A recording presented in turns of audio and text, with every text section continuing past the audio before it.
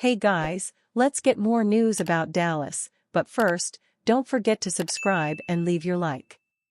A realistic touchdown goal for Ezekiel Elliott in 2024 on a $3 million deal. America's team was left with a vital gap on offense when free agency opened, and they opted not to franchise tag Tony Pollard for a consecutive year. Pollard endured a difficult 2023 season as he was looking to bounce back after a fractured fibula in the 2022 playoffs versus the San Francisco 49ers. He finished with 1,005 rushing yards with 311 receive yards and punched the ball into the end zone 6 times. The 27-year-old opted to leave Dallas and pursued his first veteran contract with the Tennessee Titans. Jerry Jones was not impressed by the free agent running back market price and passed on several talented additions. Moreover, the 81-year-old was excited to add Texas Longhorn rusher Jonathan Brooks to their ranks, but his dream was squashed by the Carolina Panthers in the 3rd round. Therefore, the Cowboys have welcomed back third all-time leading rusher Ezekiel Elliott home. The 3-time Pro Bowler left the franchise for a lone season with the New England Patriots, where he served as a secondary asset to Ramondre Stevenson. Elliott played the role of the short yardage and goal-to-go bulldozing back in New England, with his game-changing home run traits a thing of the past. However, he became the starter for the final 5 games when Stevenson suffered a lengthy injury. At the OTAs, head coach Mike McCarthy has hinted that Elliott will be a useful member of a rushing plan by a committee. Rico Dowdle has been logging a respected portion of off-season reps and will be a key piece for the offense. Elliott possesses the stockier frame and power to continue to play the goal line role. On a $3 million one-year contract, the production for the 2-time NFL rushing yards leader is not like when he was earning $15 million APY. He concluded his subplot in New England with 3 touchdowns to his name and scored 12 in his final season in Dallas. In the 2 years before, Elliott logged 6 points on 10 occasions in 2021 and 6 times in 2020. Assuming Elliott will be adopting a primary role in the Cowboys' rushing committee, fans should expect an improvement on his Patriots adventure. Ultimately, a realistic expectation for Elliott's touchdown numbers would be 6+ in the 2024 season. If Elliott can find the juice in his legs and explosivity to create high-yardage plays, then an optimistic fan could hope for him to get close to 10. Cardinals documentary shows Cowboys made out very well in NFL draft trade with Lions. Entering the 2024 NFL Draft, it made all the sense in the world for the Dallas Cowboys to trade down in the 1st round. Absent a 4th-round pick, and with plenty of holes on their roster that were exacerbated by the lack of moves in free agency, it was obvious that Dallas needed multiple bites at the apple of talent to restock their roster. Thankfully, the Cowboys found a proper suitor in the Detroit Lions and ultimately moved down from their original spot in the 1st round while still coming away with a player who they highly valued. The draft is a constant game of phone calls and offers and back and forth, so it was assumed that Detroit was not the only team who Dallas spoke to about moving around. We now know at least one of the others. Nowadays, there are all sorts of documentaries and productions chronicling and profiling NFL teams. Beyond the likes of Hard Knocks and similar ventures, we now live in a day and age where teams and their own media departments put projects like these together.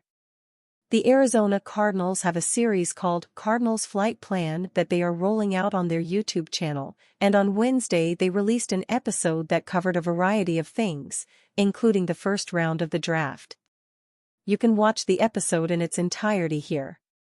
In the episode, Cardinals general manager Monty Ossenfort is obviously putting together and executing Arizona's plan.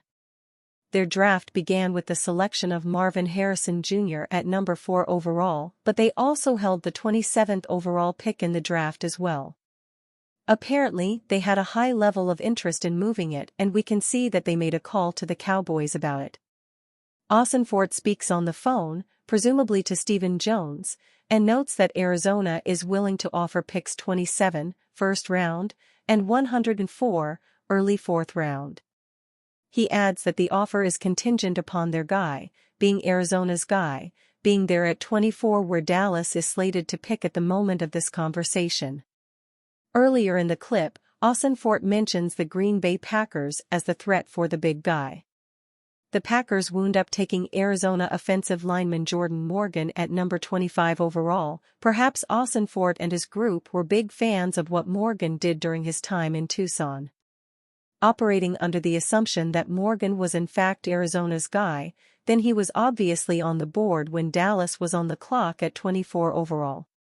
Had the Cowboys taken the Cardinals' offer, then Morgan would have stayed at home. Dallas would have moved back 3 spots and would have also picked up an early 4th-round pick in the process. But the Cowboys did not take Arizona's offer and instead took one from the Detroit Lions. Ultimately, the Lions gave up picks 29 and 73. Here was the run of picks from 24 through 29. Cowboys could sign ex-Steelers starter as late free agency move. The Dallas Cowboys have just about all the pieces in place for the 2024 season, but a former Pittsburgh Steelers starter could finish the puzzle. The team's offensive line is a strength and has been for quite some time, but center Mason Cole could take things up another level. Cole is still without a team after spending the past 2 seasons with the Steelers. Bleacher Report writer Alex Ballantyne believes that the Cowboys would be an ideal landing spot. The Steelers don't seem interested in Cole, despite probably starting a rookie at center. However, a team like the Cowboys, who could be starting rookie Cooper Beebe at center, or the Denver Broncos, who have an interesting position battle at the pivot, could use Cole as an insurance policy, Ballantyne wrote on June 13. Cole has a deep well of experience from his 73 starts in the league. He has hopped around from the Arizona Cardinals to the Minnesota Vikings to Pittsburgh. But now, he needs another home going into 2024. While the Cowboys do seem excited about rookie Cooper Beebe, it's smart to offer some cover for the rookie.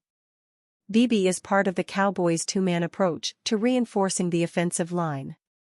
Along with Oklahoma prospect and first-round pick Tyler Guyton, Beebe is set to be a.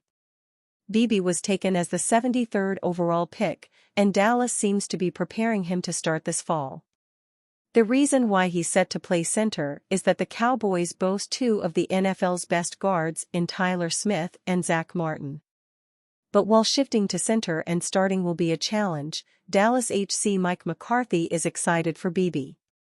He will definitely be a part of the center competition. Obviously, he has played mostly at guard, but he has played them all. That was part of the evaluation, McCarthy said. He is someone we are very, very excited about. His position flex, as you look at today's game with the 17 games and you look at our history, you can't have enough players, let alone linemen, that can play 2 positions. Yes, he will definitely have an opportunity to compete at center. As things stand, Beebe's main competition is second-year Brock Hoffman. There's no question that Zach Martin is the veteran leader of the offensive line. But 2024 could be his last season in that role. Martin is entering his 11th season in the league and with Dallas, and has been named a first-team All-Pro in each of the past 3 seasons. But approaching the 2024 season, Martin is admitting that retirement is entering his mind. I think I'd be lying if I said it has not entered my mind, right? Martin said, according to ESPN's Todd Archer. I think that's been a big thing for me this year, just try to tell myself, hey, go out, do your thing and let anything else take care of itself after the season. Don't know when I'll be done, but it's definitely getting closer to the end. I think it's just a good reminder for myself to stay in the present and take advantage of this year. And you, fan? What do you think of the situation of Mason Cole? Leave your opinion in the comments.